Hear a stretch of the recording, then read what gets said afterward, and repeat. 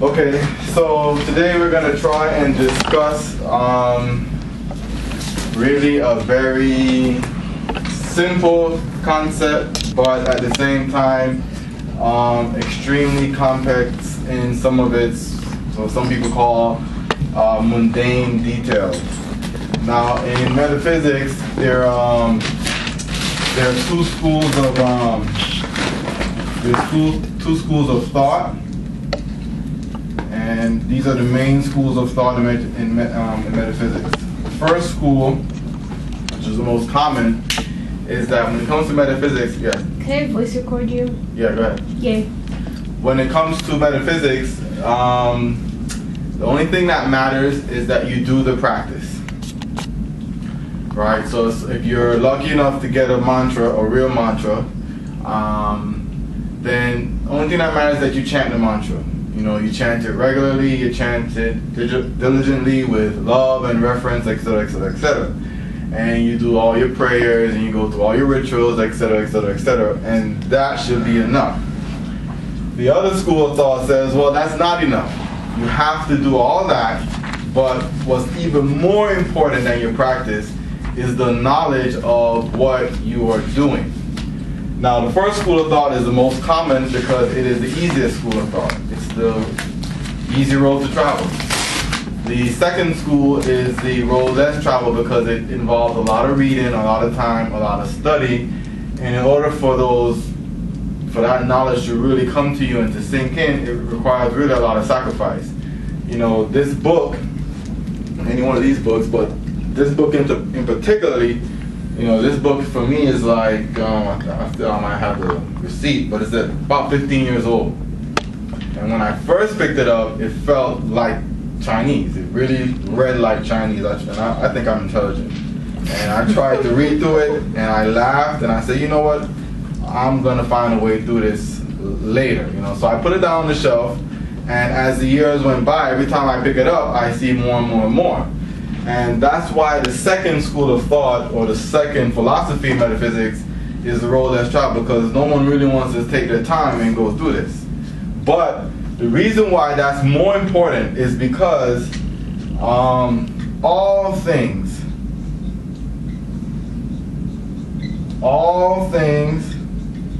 are living things. But is there a specific name for the second school of thought? No. Okay. No. All things are living things. Well, that branch of yoga is Jnana Yoga. But Jnana Yoga is not commonly practiced. It's the yoga of wisdom, where you actually study like a student, you know? And you read and you memorize and you study. All things are living things. Now, that's easy when it comes to the organic world, even in inorganic world. But when it comes to ideas, people don't realize that an idea is really an entity. It's a living, breathing entity. You know, the idea of, I can't draw, I'm not Nehemiah, so. That car is an entity. The idea of the car is an entity. It's alive, you can't kill it. It's be a long time before you kill it. And that entity, like all things in nature, evolve in their form. But the automobile is an idea, it's a living thing, it's a being. Like you have limbs and feelings and all that, the thing that we call the automobile has a being. It's a living thing. So when it comes to knowledge, that knowledge is alive, it lives, it's a living thing. I can't stress that to you anymore. Now, one of the ways you can tell is through your diet. That's the fastest way for you to realize that all knowledge is living things. In your diet, if you ever had a change in your diet, you find a book, you read a book about carbs and fats and how the body really works and anatomy, etc., etc. Up until that point, if you were eating like a pig, your body was all right. If you're young, relatively young, you can eat like a pig, you can party, do whatever you want, your body will rebound pretty quickly. The moment you hear knowledge and you accept any particular truth about how the body really works, your body can no longer tolerate the abuse you used to give it through food. because what you learned is alive and it now lives within you, and the what we call the orchestra, the devic orchestra that makes up your body, has to respond to that law that is now alive within you. All right. So if you drink and then you lay off the alcohol for a while, you start reading all this stuff about alcohol, then you start exercising, you try to drink, that one little shot glass is going to knock you out compared to 3 or 4 that you used to be able to tolerate. Because the knowledge of what alcohol does, the knowledge of how to take care of your body, is actually living inside with you. So that's really important to understand that all things, this book is alive. This is an entity. Right now it's living in these pages, but it's alive in a lot of other forms of literature. So when it comes to communication, the reason I say that is when I'm communicating to you, communication is not through words. We can probably do a lesson on that too on Sunday, but communication does not take place through any of your senses. What is happening is the moment we walked into this room, we all psychically got plugged in, like the Matrix almost. And what's happening now is, since all of our auras are linked, I am attempting to project, or I'm projecting ideas to you. As I project those ideas to you, I'm using sound to ram that idea through your psychic center. Then you turn around and use the same sound vibration to decode it. But I'm not talking to you. You think I'm talking to you. What I'm doing is I'm projecting an idea to you. You pick it up through my voice, or what you perceive to be my voice, and then that idea lives with you. That's why whenever, if you're in Sunday class, sometimes Nehemiah might be speaking, I don't know if it's ever happened to you, and then as soon as he goes to the board and draws something, he says, oh my God, that's exactly what I was thinking. Why? Because he projected that idea a long time ago.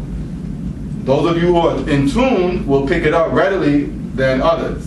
So before I begin, I just want to go through the fact that all things are living things. It's very important to understand that you must learn about what you do before you do it and why you're doing it.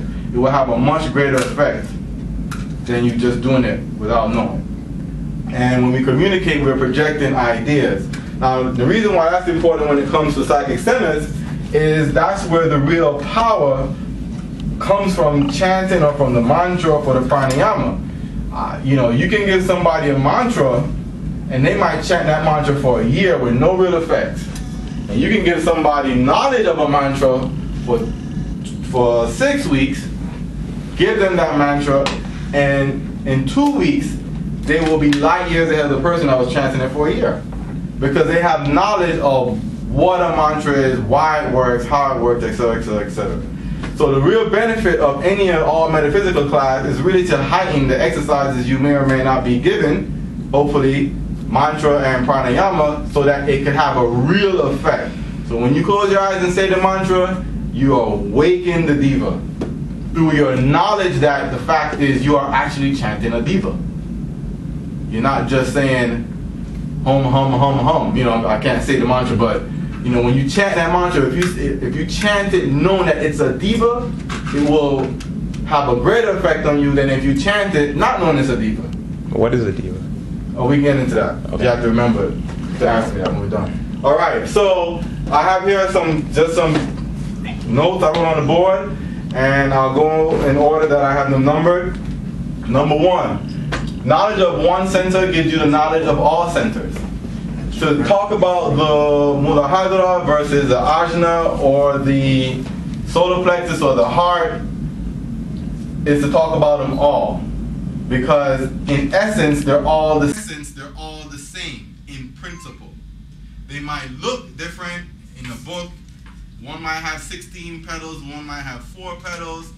The sound on the petals or the name of the mantra on the petals will be different, but in principle, one mantra is equivalent to all mantras. So the fact that we're talking about the Muladhara today, which is the base chakra, makes no difference. If we were having a conversation about the Christ Center, the majority of the lecture will be same except for the nitty-gritty details. And it's more important that we understand the base and the foundation of what makes up a mantra before we add the details of what differentiates a lower center, supposedly so-called lower center, from a higher center. So moving from there, number 2 is what I call cosmic ideation. Cosmic ideation in metaphysics, or in particular this branch of yoga, cosmic ideation is very important. And what cosmic ideation is, it's a philosophy of how the world came into being. You know, the yogis have, through eons of time, come up with a very rigorous and scripted story of how the world came into being. And the reason why that is important is because of the old saying, as above, so below. As above, so below is true, because how the world came into being in all its aspects, from a universe to a galaxy, solar system, to a planet down, is how you came into being. You know, that process repeats itself all the way down to a rock, to what we think is a lifeless stone. You know, animals have psychic centers. Planets have psychic centers. Galaxies have psychic centers. Why? Because what are we? We are a cosmic idea.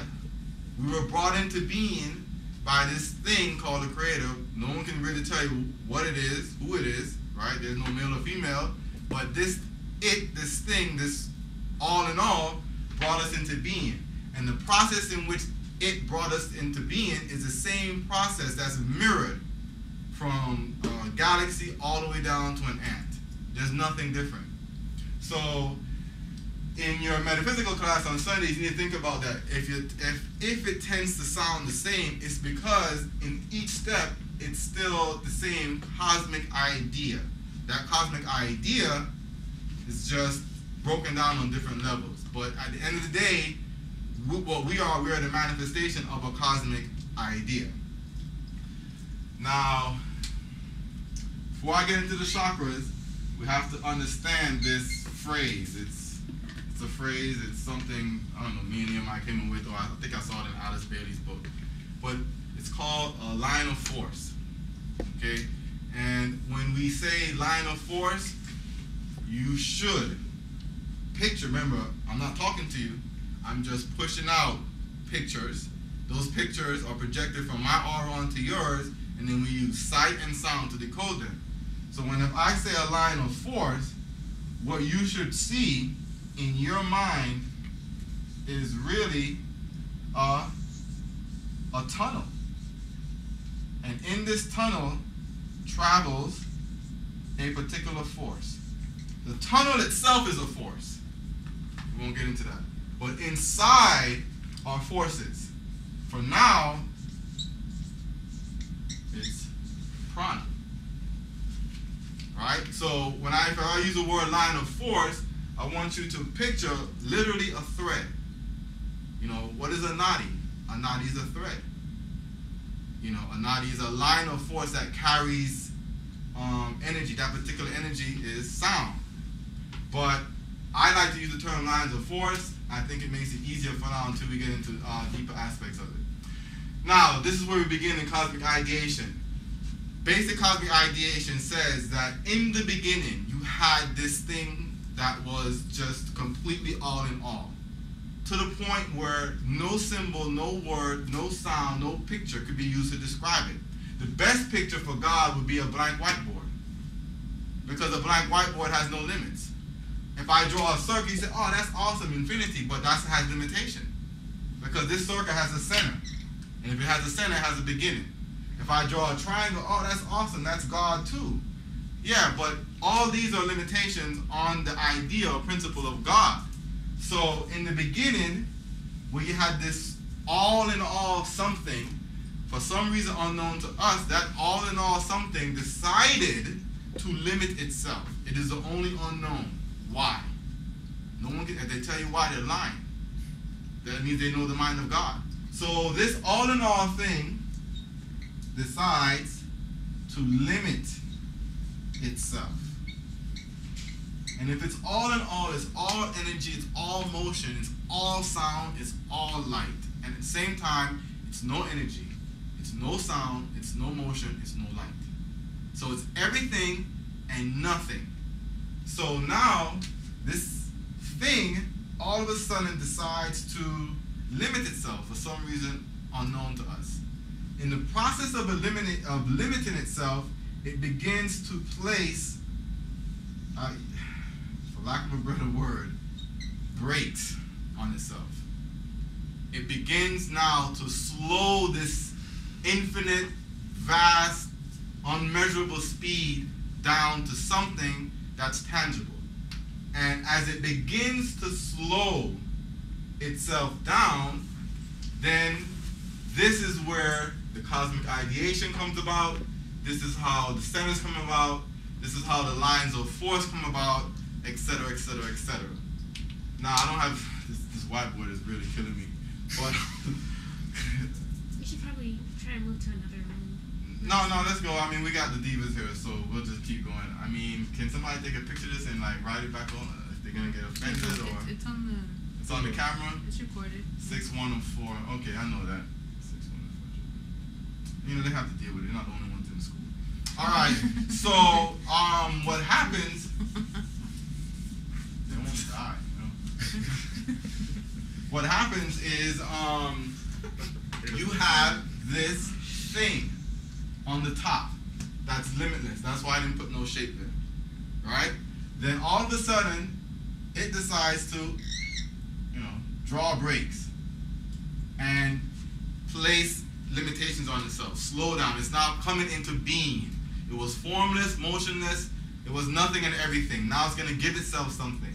So it took, right, let's just say if that was it took a part of itself, right, which is just as much as the whole thing, and this part of itself is what dropped down.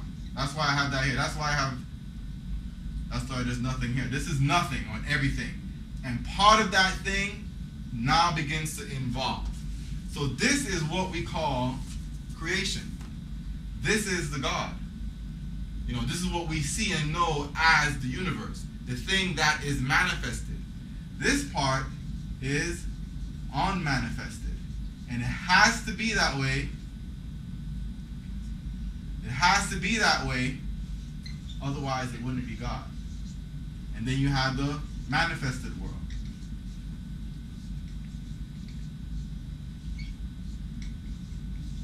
Manifested world. Now, what happens is that this class is, we don't have enough time to go through the nitty-gritty details. But, so we can hurry up and get to the actual psychic center. But what's happening in the manifested world, it begins to, let's just say it's moving at the speed of light. Okay? When it gets to the speed of light, it says, okay, I'll slow down a little bit. But it's still not enough. It's the all in all. It's God. And then it begins to slow down to, let's say, I don't know what's after light. I don't know. Sound. Still moving faster, right? Then after sound, you have, let's just call this visible light, what I can actually see. Etc., etc., etc. And what happens is, this thing, this spark of God, this part of itself, is making a descent. It's literally descending. Why is it descending? Because it's slowing down. It's becoming grosser, and grosser, and grosser. Heavier and heavier and heavier. Slower and slower and slower. And how is it doing this? It is doing this through our psychic centers. The psychic centers are brakes for the absolute, to slow the absolute down. And in the process of slowing it down, each center becomes a plane or a world or realm. That's a better word. Each psychic center, and there are many, there's 108 in our bodies, becomes a realm, a plane, a world of existence. Much the same way on this planet, we have an aquatic world, right? Just for all water life. And in the aquatic world, according to the depth, how deep you go, where you are in the ocean, they're like 100 other worlds. A reef is totally different from what you might find at the bottom of the ocean. So that reef is a whole world, completely separate, existing on its own, independent of the world out at the Mariana Trench, 7 miles below the surface. Same way it is with the atmosphere.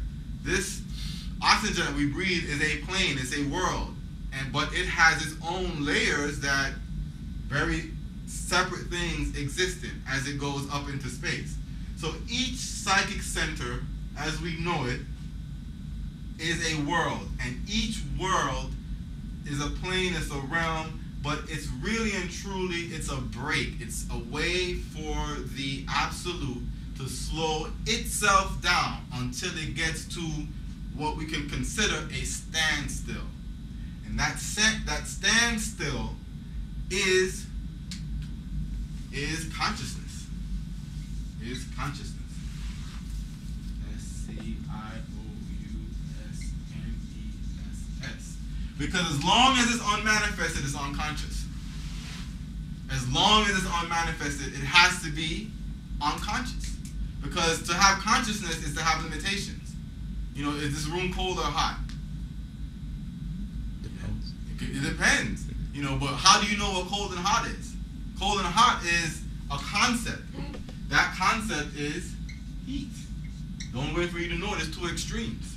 Without something that's going to burn your hand off, without something that's going to give you a frostbite, you won't know what heat is. So consciousness is born from two extremes, and until we reach the last chakra, which is the chakra at the base of the spine, we are unconscious. So the Muladhara chakra is the chakra that gives us consciousness on this planet with our karma. It is our birthplace into the realms of existence. How we get to that from one chakra to another, that's a lot of classes. That's a lot of classes. We're dealing with the etheric body, we're dealing with the pranic body, mental bodies, etc. So I think that's beyond the scope of this class, but just to understand that basically what you're taking is you're taking this huge line of force, and when you get to a psychic center, the psychic center also called knots, literally called knots. And basically you have this energy flowing around, and what do? You tie it in a knot, but it's still not enough at this Christ center.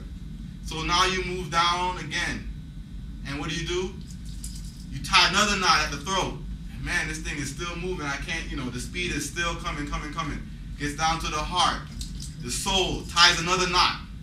And the soul keeps tying knots all over the body, in the hand, in the face, in the eye, and all over the body. The soul is busy tying knots until finally it gets to this last knot, the Muladhara, and when it gets there, consciousness is born. Now, when it gets there, this thing, which was a part of this thing, is now divorced. It's now divorced.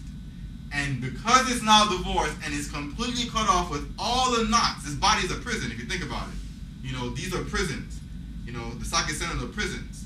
So the soul locked itself up in the prison, and as soon as it locked itself up to the prison, the last window was closed, the last door was shut, bam, consciousness is born, and now the soul, or the part of the soul, tries to reach back up to the source, which is the Christ center, and then that's where you have Kundalini, that's where you have the psychic centers, that's where you have, the figure 8 going all the way up, terminating at the head center, etc., etc., etc.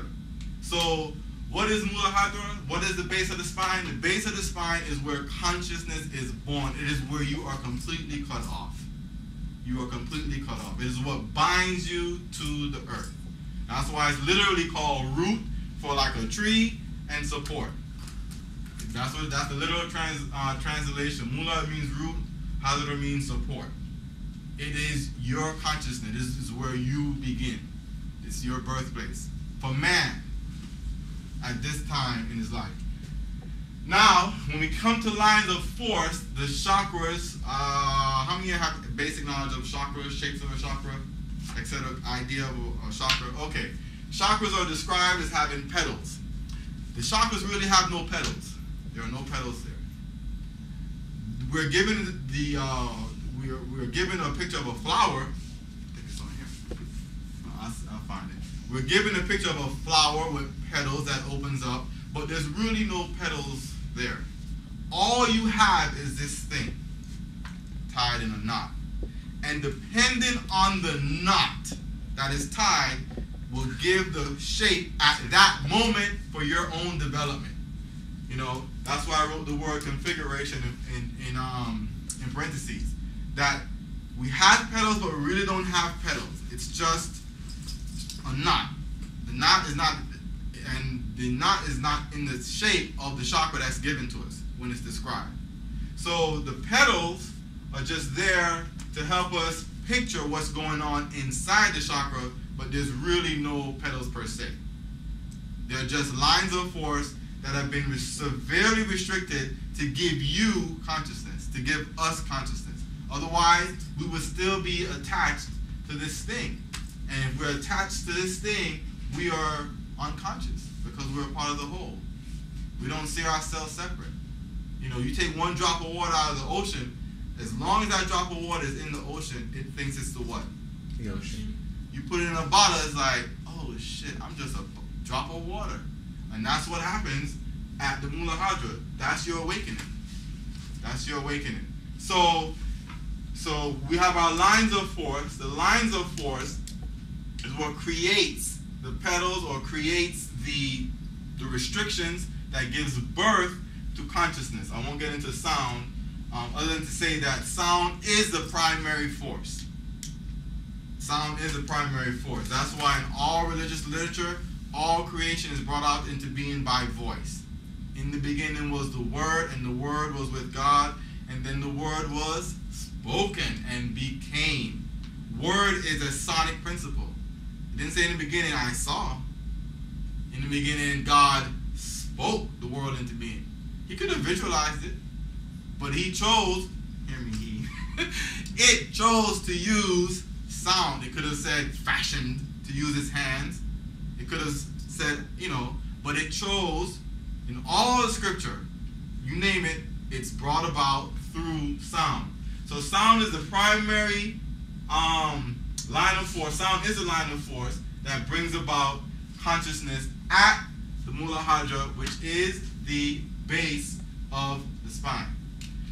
Now, how many of us have a basic sense of anatomy? Okay. Well, if you ever thought about the human body is strange, especially if you've ever like fasted or something.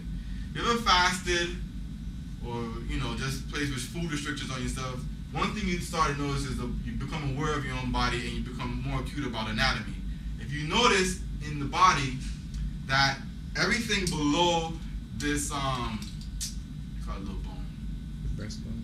No, that little bone, like the sternum, right? That you can break, right? Okay, everything below the sternum is related to food. You have small intestines, a large intestines, liver, kidneys, stomach. All that is right here, right in this cavity, and it's all relating to food. But if you notice, just by fasting alone, you realize that if I can go, you know, 1 day, 2 days, 3 days, or a week, or 2 weeks, or 30 days without food, you realize that the body is kind of divided into two sections.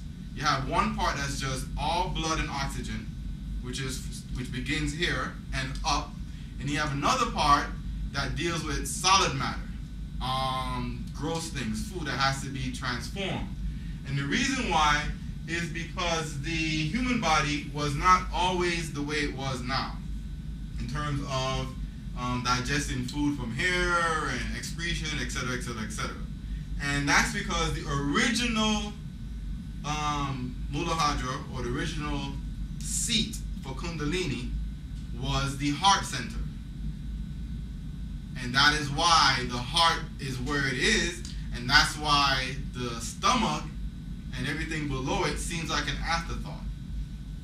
Because the stomach is the only organ in the body that you can take out of the body and it will still function. All the way to the anus. If you pull somebody's throat out, all the way to the anus. If you place food in it, it will churn, it will mix, it will expel all the way out. It can function by itself. It has its own intelligence, separate from the rest of the body. So the base of the spine, Muladhara, or the seat of Kundalini, where consciousness is born, was not always here. It used to be in the heart. And it was moved further down to the base of the spine to provide even more limitation because of our negative karma. That's a whole history. It's metaphysical history. It's about Atlantis. It's about the civilizations before this one, how we destroyed them. And as a consequence of destroying them, we had to be made kind of dumber. We were dumbed down a little bit, by having that energy compressed and compressed and compressed even more. So by looking at the body and studying anatomy, you can tell that the heart center was the original seat for Kundalini, and still is. So what you have is the lower centers all the way down to the base of the spine is really an extension of the heart center. But if you're born in this body, then you have to deal with, the body that karma gave us, which is, Kundalini being at the base of the spine. Now, what happens at the Muladhara chakra? At the Muladhara chakra, if you notice, I don't know if you ever studied the I can take this off. If you ever look at the what's that thing called? Pelvis, yeah. The pelvis, what they call the coccyx, is kind of it's 4 separate bones. I think it's like 4 separate bones fused into one. And if you look at the Muladhara chakra, the shape of that chakra is a square. You have 4 separate lines basically fused into one. If everybody into geometry, you'll know that, these are separate entities, right? So the shape of the chakra that it's given, which is a square, matches the placement of that chakra in that region, which is 4 separate bones kind of fused into one. And the reason why it's 4 is because at that place where consciousness is born, you have 3 things that are born. You have time, and you have space. And in space, which is a dimension, you have length. This is called width. English people say breadth. Width and height. And then the last one is time.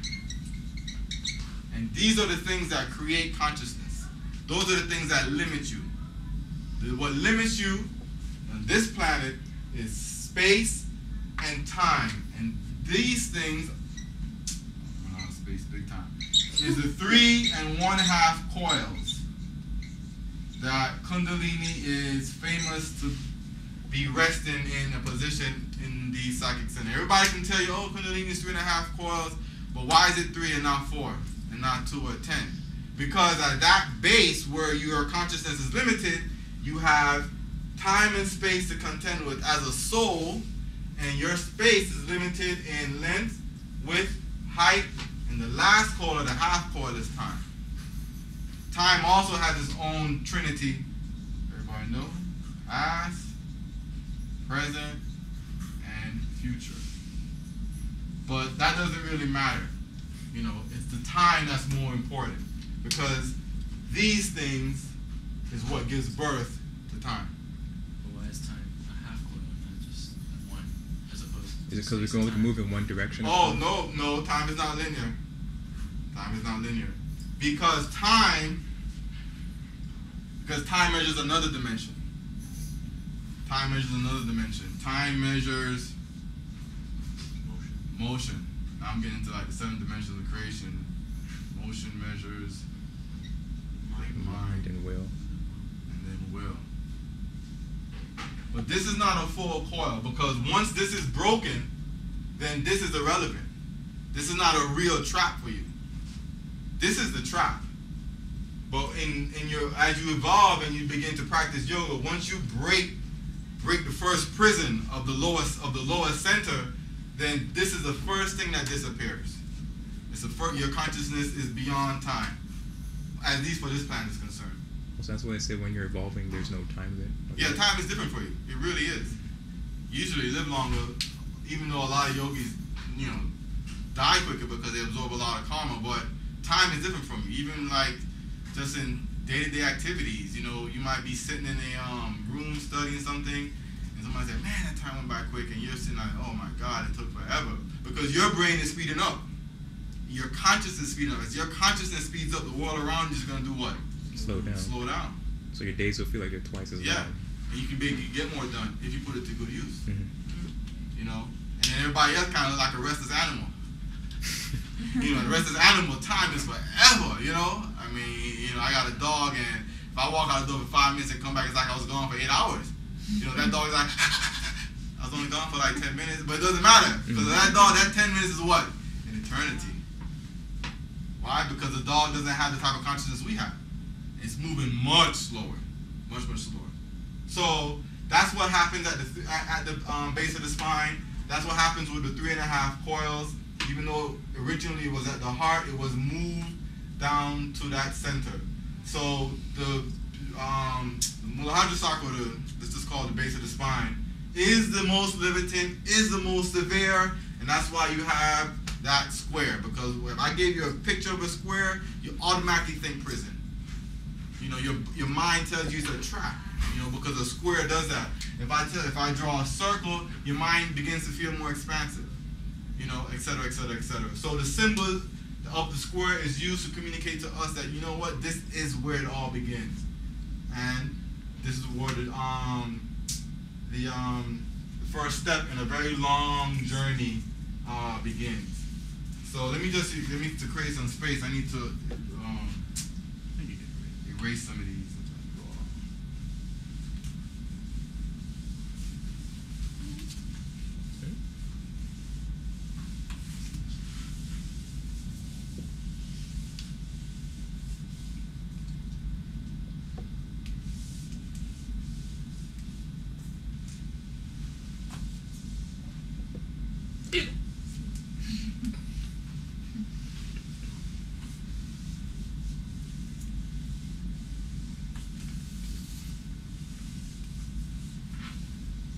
So that's the Muladhara chakra in a nutshell. It is, out of all the chakras, a seat or the birthplace of consciousness. Consciousness exists on all chakras. Your chakra is consciousness. Consciousness of yourself. And it's like being in a giant building and with windows. With windows on the first floor. Well, if I'm on the this crazy tower in Dubai, whatever it looks like, right? If I'm out here, if I'm here at the top, I feel like I'm on top of the world. If I'm looking out the window here, I feel like I can fly. You put me down here at ground level, how does the world look to me? The world looks ridiculous. The world looks ridiculous. Why? Because at ground level, what I see is my consciousness. Very limited from what I see at that level. The higher I go in that building, the more my consciousness will expand from what I can see. The same thing it is with your psychic centers. As you rise, as Kundalini rises, there's a reason why Kundalini goes up and not down for evolution. As Kundalini goes up, and each psychic center is now open, it's like going up this building in Dubai and having somebody pull the curtains. You're like, whoa. But from here to here is from the base of the spine to the sex center. That's nothing. Let's go jump on a mountain. Let's go stand on a mountain at the next psychic center at 10,000 feet. And tell me how you feel there. you know, et cetera, et cetera. Then when you know, go to Everest at 20,000, go on a plane at 50,000, go in a space station and stand over the earth and tell me how you feel. Tell me what you see. And that's what your consciousness is like as you open each psychic center, going up back to the original source. So the reason why I said if you study one psychic center, you study all, because the nitty-gritty details are there. But what's more important than the nitty-gritty details, you know, it's in this book, it's in a lot of books, is the idea of what a psychic center is. Without the idea of what a psychic center really is, it's nothing. It's just, you know, it's just a picture of a flower on somebody's stomach, you know. It really means nothing. Questions, anyone? What's your question? The first question you asked me? What is a diva? Oh, what is a diva? You got to jump to the hard question. Okay, diva is another thing I was trying to stay away from, but if you asked it, you asked it. Now, in the world, remember, I wrote originally cosmic ideation, right? Tantra has a very specific way of describing how the world came into being. They describe the world into basically two things: gods / God and divas. Now, a diva is an entity. It is a fairy. That's what a diva is. It is a fairy. It's unknown. It's also, if you study Greek literature, this dude. What does he govern? The oceans. Ocean. Water. He lives where? In the ocean. But what does he govern? Water. All water on the planet.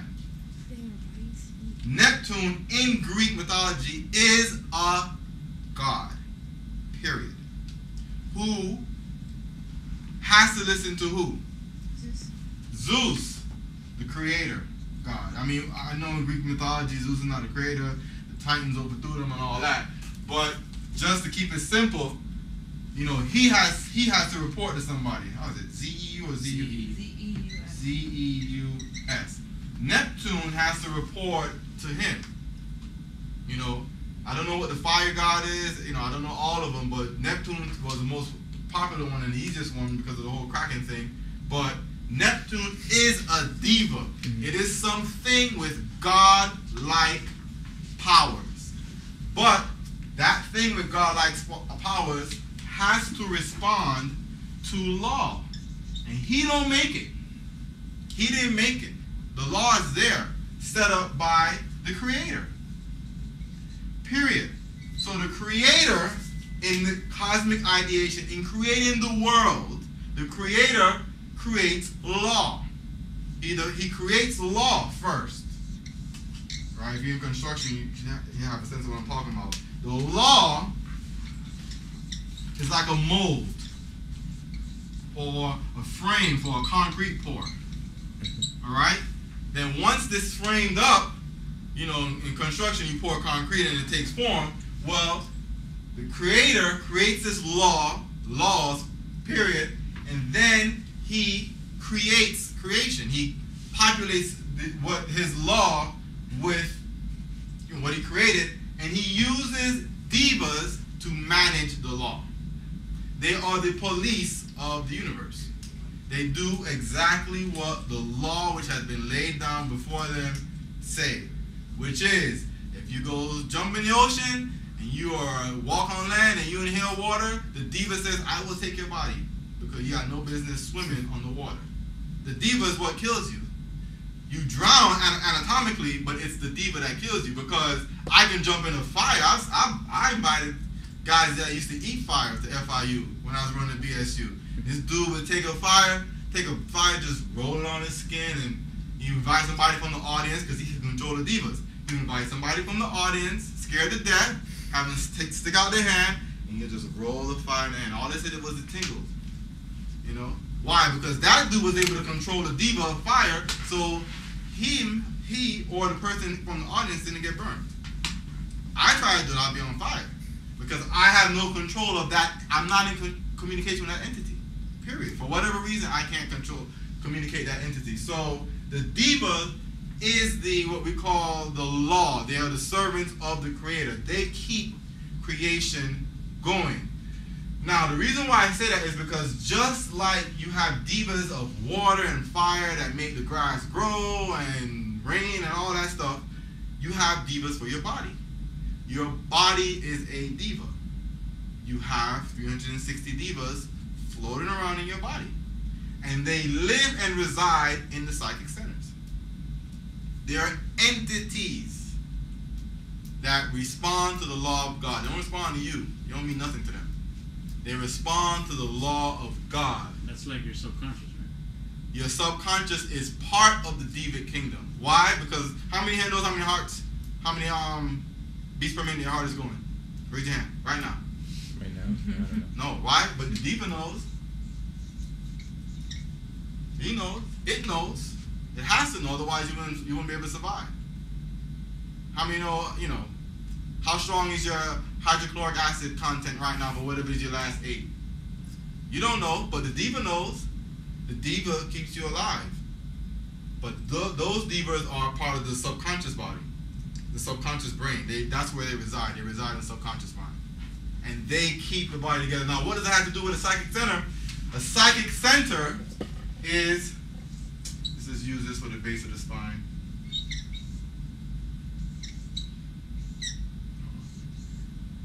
Psychic center for the base of the spine has 4 petals. On the petals, there are sounds or letters. Let me do this correctly. Sure. Va, sa, sa, sa. Okay.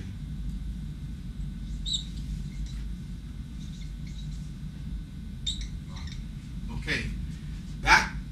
Those letters, that sound, when you read a book or if you get and it tells you that's what's on the letter, it's not a sound.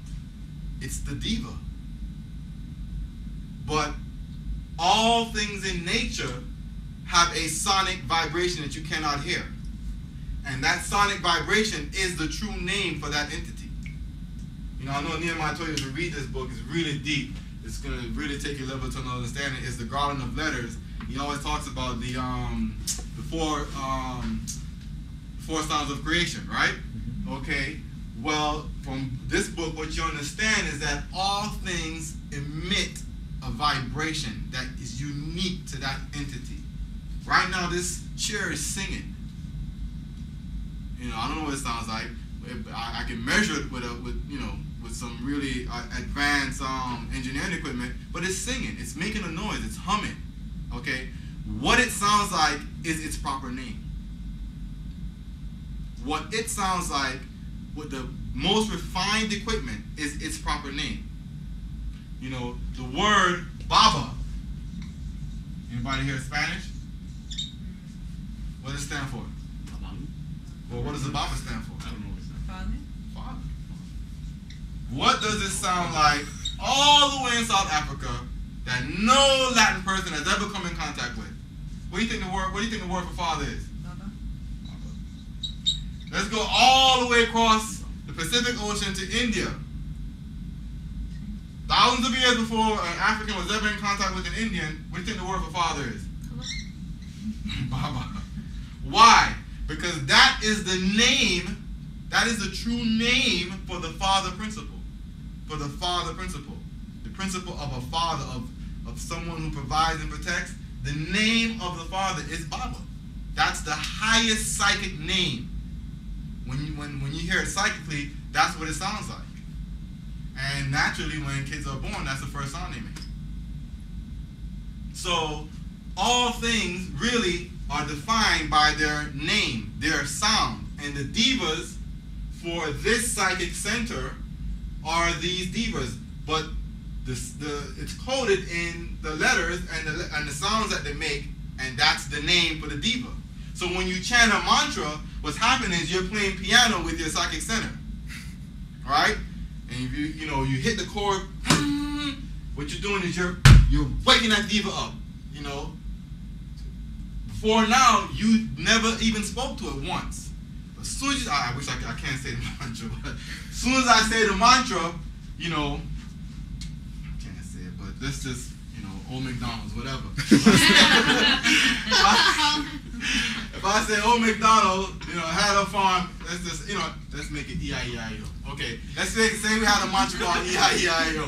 Okay, when I say E-I-E-I-O, I'm going E-I-E-I-O, and every time I say it, what do you think is going to happen? I send a sound vibration to it. It says, oh, okay, you calling me? And now it wakes up. It starts to wake up. Okay, it doesn't happen the first time. So when you chant the mantra, you're invoking your own diva. But the diva you invoke is the diva where? It's the diva in creation. It's you. There is no creation. There's only who? You trapped in the idea that you are separate and you're this silly little drop of water cut off from the ocean. But you're really not cut off from the ocean. We're in an illusion. You know what it's like? If this is the ocean, this is a drop in the ocean, this is a bottle. You're a bottle, you're a drop of water floating around in a bottle in an ocean. And guess what? The bottle's dirty. So you have no clue what you're doing. So little by little, when you start to evolve with yoga, you just wipe off. You say, oh shit, what's that? And you go around until the whole bottle is clean. You say, oh my God, I'm part of this thing called the ocean. And then you say to yourself, how do I get out? So you see the stages of evolution? You have to first realize you're in the bottle. Then you have to strip the bottle bare and realize that you're actually in the ocean. And you are part of the ocean, and then you decide that you have to get out. So if you're in this class, it's because you're trying to get out. Not in this class, and you don't care about nothing metaphysical, it's because you don't even realize that you are in the bottom. And if you call yourself religious, and you're pretty righteous, you live a righteous lifestyle, you're not dogmatic, then your bottle's like half clean. So the diva, what is the diva? The diva is Neptune. It's all the powerful gods that keep the universe together. But those gods are here in the psychic center. They're not in space. They're not on the ground. They're not in a mountain living, hanging out with a great white brotherhood. They are inside of you. And as you chant the mantra, you wake it up. You wake it up. You say, chant the mantra 20,000 times. Yeah, the diva will appear. That's why they say when you chant, I don't know if you ever heard it. You heard Dr. King say, chant the mantra till the diva appears. That's what he's literally doing. He's chanting it so much, this diva is projected out of its prison and appears in front of you. As what? As whatever it looks like. As whatever it looks like. I don't know what it looks like for each center. But every diva is different. There's total 360. Each diva is a ray, or what we call a topic ray. So the reason why it's harping on cosmic ideation is to stress the fact that the psychic center, this base of the spine, is really the base of the spine for the whole universe. And it's in the sun, it's in the galaxy, it's in you. It's consciousness that's been entrapped that responds to input through, whatever input through your psychic development, pranayama, mantra, fasting, praying, etc., etc., etc. And that's the key. The key is divic magic.